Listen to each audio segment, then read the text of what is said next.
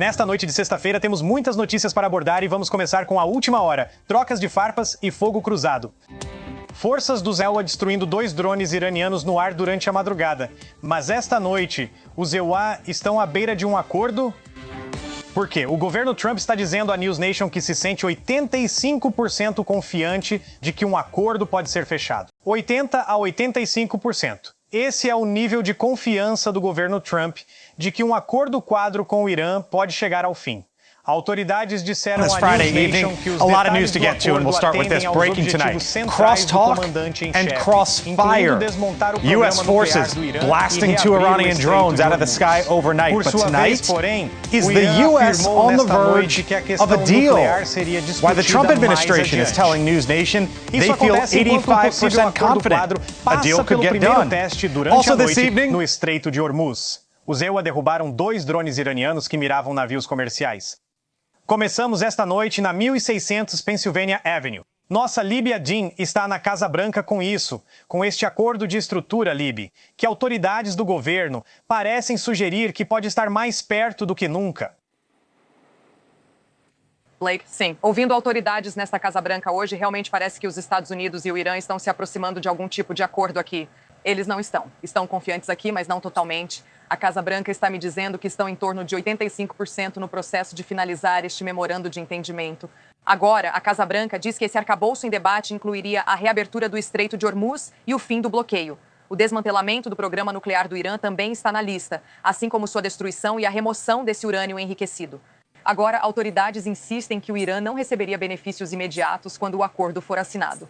Eles continuaram afirmando que, hoje, nessa ligação com repórteres, qualquer alívio econômico só viria depois que Teherã cumprisse as condições definidas pelos Estados Unidos. Chegar até aqui, porém, sabemos que isso foi um esforço de equipe, claro que envolvendo o presidente Trump, mas também o vice-presidente J.D. Vance, negociadores-chave como Steve Witkoff, Jared Kushner e outros altos funcionários do gabinete, todos envolvidos no que nos trouxe até aqui. Também vimos essa aparente mudança mais cedo hoje aqui na Casa Branca, né? O presidente criticou esses detalhes vazados pelo lado iraniano que não correspondiam ao entendimento da Casa Branca sobre o que era esse acordo. O presidente publicou então este aviso ao Irã nas redes sociais, dizendo que eles deveriam, abre aspas, colocar a casa em ordem e rápido. E parece que fizeram isso, porque o ministro das Relações Exteriores do Irã incentivou o público a parar de especular sobre os detalhes deste acordo. Então, recebemos mais detalhes dos próprios altos funcionários do governo. Parece que estamos entrando no fim de semana aqui com algum impulso, Blake.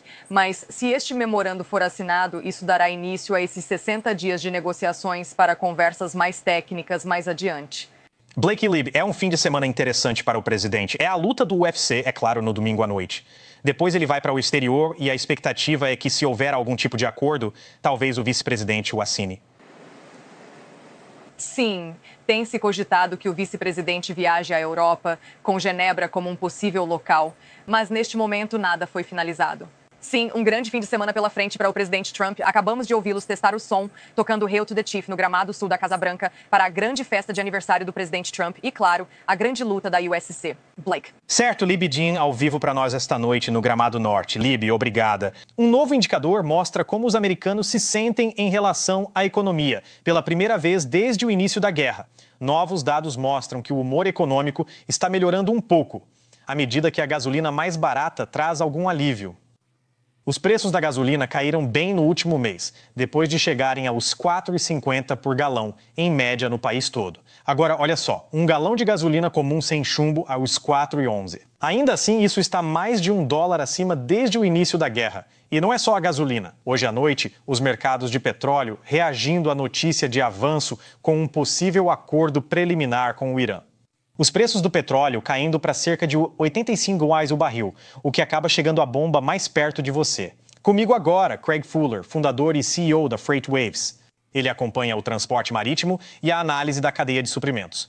É um prazer revê-lo, senhor. Claro, este é o grande tema pelo qual começamos e que seguimos acompanhando nesta noite. Qual é o panorama geral, ou do estreito, ou das águas, como você preferir, nesta noite, enquanto o governo parece estar chegando mais perto?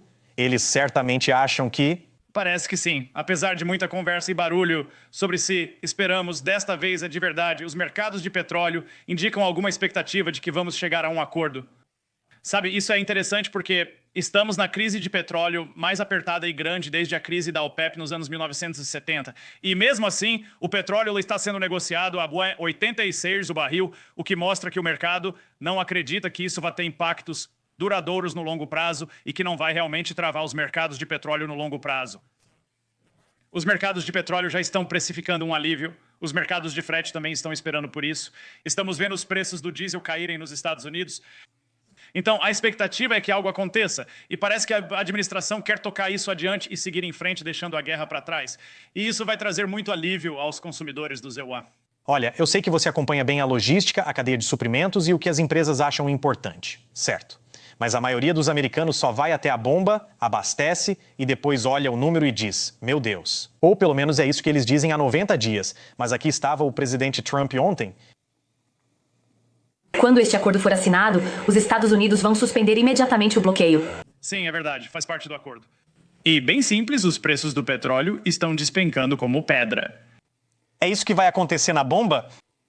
Sim, quer dizer, olha, tivemos algumas interrupções na cadeia de suprimentos, precisamos recolocar os suprimentos no mercado, alcançar o mercado global. Mas acho que o mercado já precifica valores mais baixos e já estamos vendo os preços do diesel, que têm sido os mais apertados nessa alta, cair. Então já estamos vendo algum alívio na bomba e isso deve continuar. Mas algo bem interessante pelos dados é que a economia tem se mantido excepcionalmente bem, apesar de todos os problemas e da pressão com os preços do petróleo e da gasolina. Ao analisar os dados de frete, eles são bem fortes em atividade, especialmente no setor industrial. Estas são nossas reservas de petróleo, e você sabe disso. Mas vamos mostrar isso ao nosso público aqui na News Nation. E para quem está ouvindo na SiriusXM neste momento, a reserva caiu para 349 milhões de barris. Eis porque isso é realmente significativo. Deixe-me levá-lo de volta a agosto de 1983, Craig. Há 40 e poucos anos havia cerca de 100 milhões de americanos a menos naquele momento do que há agora. Isso te deixa um pouco mais preocupado, porque em algum momento nós vamos ter que reabastecer isso. Esta é a reserva que nós temos aqui neste país. Eu não estou tão preocupado, porque nos anos 1980 nós não produzíamos muito do nosso próprio petróleo. Quer dizer, éramos importadores líquidos nos anos 80. E isso foi meio no período pós-crise da OPEP, quando construímos as reservas.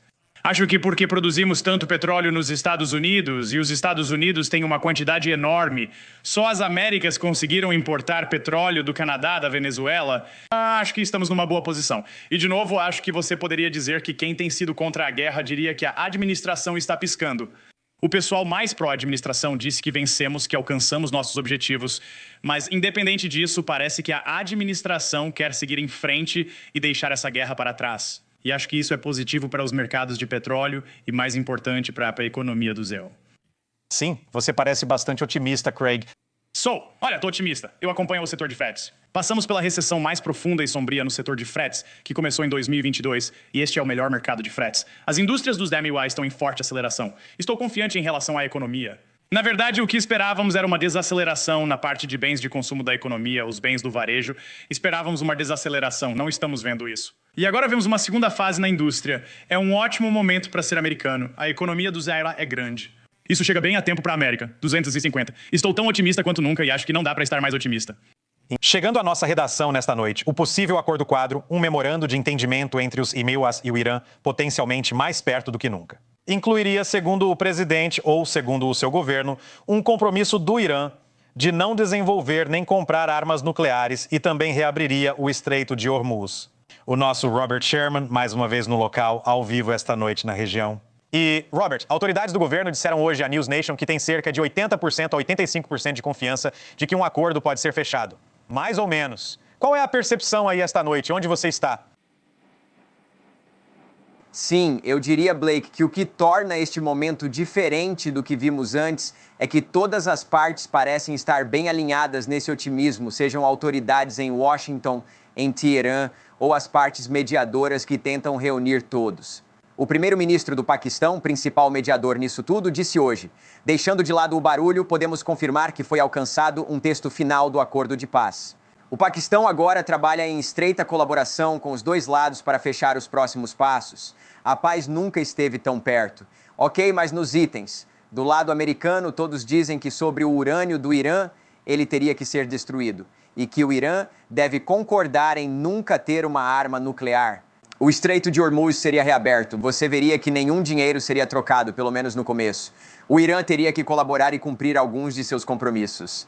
Por fim, você veria o bloqueio naval do Ziwa sendo suspenso, com o Estreito de Hormuz reaberto. Ok.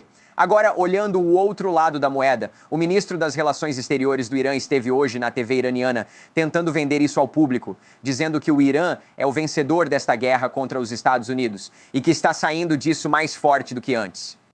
O memorando de entendimento ainda não foi assinado lá. Portanto, mudanças são possíveis, mas as questões nucleares serão discutidas em etapas posteriores. Ele também disse nisso que eles esperam que os fundos sejam descongelados. Então, há algumas falas parecidas e outras em que publicamente eles não parecem bem alinhados. O ponto central é que o Estreito de Hormuz é o ponto de pressão que estamos observando agora, com o bloqueio ainda vigente. A esperança dos dois lados é que isso seja um dos primeiros passos para reduzir as tensões, levantar o bloqueio e reabrir o Estreito de Hormuz. Mas ainda há tensão aqui nessa via. Nesta noite, você teve o presidente de madrugada confirmando que o Irã atacou um navio comercial, o que ele considerou inaceitável, e dizendo que isso precisa ser resolvido antes de um acordo ser assinado. No entanto, ainda confiante, isso completa o resto do caminho. E quanto ao aspecto nuclear, eu acho que ainda dá para dizer que isso permanece por definir. O que você acha de tudo isso? Quer dizer, a divisão que parece ser a mais pública que você vê neste momento é a questão dos ativos, certo? Na qual os Estados Unidos dizem que vão segurar, o Irã diz que eles serão descongelados. Parece haver uma distinção aí na questão nuclear. A divisão mais pública que você vê agora é a questão dos ativos, certo? Os Estados Unidos dizem que vão adiar e o Irã diz que eles serão descongelados. Parece haver alguma distinção aí na questão nuclear. Eu diria que, pelo que ouvimos diretamente dos mediadores, isso tem tudo a ver com abrir o diálogo e traçar o caminho para ter conversas sobre a questão nuclear. Então, eles enquadraram isso como não havendo muito conteúdo contundente nisso. Grande parte disso será decidida em uma data posterior. Mas há alguns parâmetros, como não haver armas nucleares, sobre os quais parece haver um entendimento generalizado, Blake.